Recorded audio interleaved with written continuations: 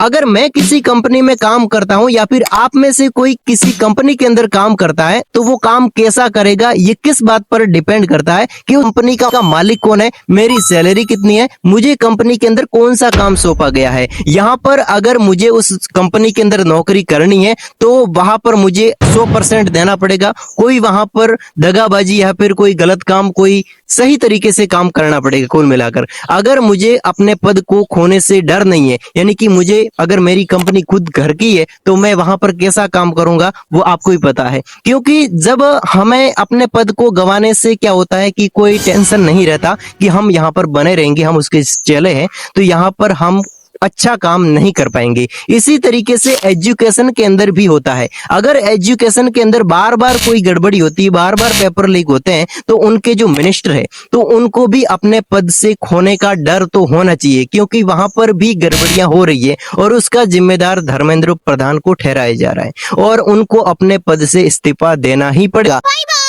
क्योंकि आप लोग धर्मेंद्र प्रधान का जो भी सोशल मीडिया अकाउंट है वहां पर देख सकते हैं, हर एक पोस्ट के अंदर मोदी जी का पोस्ट होगा, मोदी जी का फोटो ही होगा, उसके गुणगान होंगे। एजुकेशन मिनिस्टर के सोशल मीडिया अकाउंट पर एजुकेशन से रिलेटेड कोई भी बात लिखी नहीं है। आप वीडियो देख सकते हैं साइड में। हमारे देश के एजुकेशन मिनिस्टर है धर्मेंद्र प्रधान, 2021 से यही रहे हैं और इलेक्शन रिजल्ट्स के बाद भी जब नई सरकार बनी दोबारा से इन्हें ही एजुकेशन मिनिस्टर बनाया गया। लेकिन इनके ट्विटर पर जाकर अगर आप देखोगे तो ऐसा लगता है ये एजुकेशन मिनिस्टर नहीं बल्कि नरेंद्र मोदी के पीआर मिनिस्टर। ऊपर से लेकर नीचे तक आपको दिखेगा सिर्फ नरेंद्र मोदी का चेहरा। हर दूसरे ट्वीट में मोदी का मेंशन किया गया है, कभी मोदी अगेन, कभी मोदी 3.0, कभी मोदी ये, कभी मोदी वो। लेकिन नीट एग्जाम को लेकर आपको कहीं कोई ट्वीट मिल जाए तो मुझे बता दें। इंडिया के एजुकेशन मिनिस्टर यानी कि भारत के शिक्षा मंत्री 2021 में बने थे और 2026 आ गया है और लगातार उनके सोशल मीडिया अकाउंट पर हमेशा हर तरीके की पोस्ट पर मोदी जी का पोस्ट होता है और उसके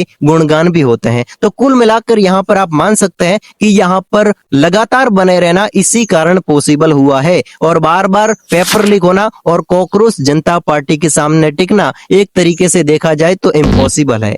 अब धर्मेंद्र प्रधान का पर्सनल इंटरव्यू लिया जाता है मीडिया के द्वारा और मीडिया को कौन कौन से सवाल करने चाहिए आपको भी पता है कि पेपर लीक कैसे हुआ, कहां से होता है और पेपर लीक के अंदर अब तक कितने लोग पकड़े गए हैं, कितनों की खोज जारी है, इस प्रकार के सवाल होने चाहिए। और मीडिया सवाल कैसे करती है पता कि अब आपका आगे का प्लान क्या है, अब आप आगे कितनी सिक्योरिटी करेंगे, पिछली एग्जाम में हुआ ऐसा तो आगे नहीं होगा। अब इस प्रकार से सवाल बन रहे हैं, यानी कि यहाँ पर पद, गरिमा और साथ ही साथ में उसकी सुरक्षा और चाटुकारिता आपको नजर आती होगी।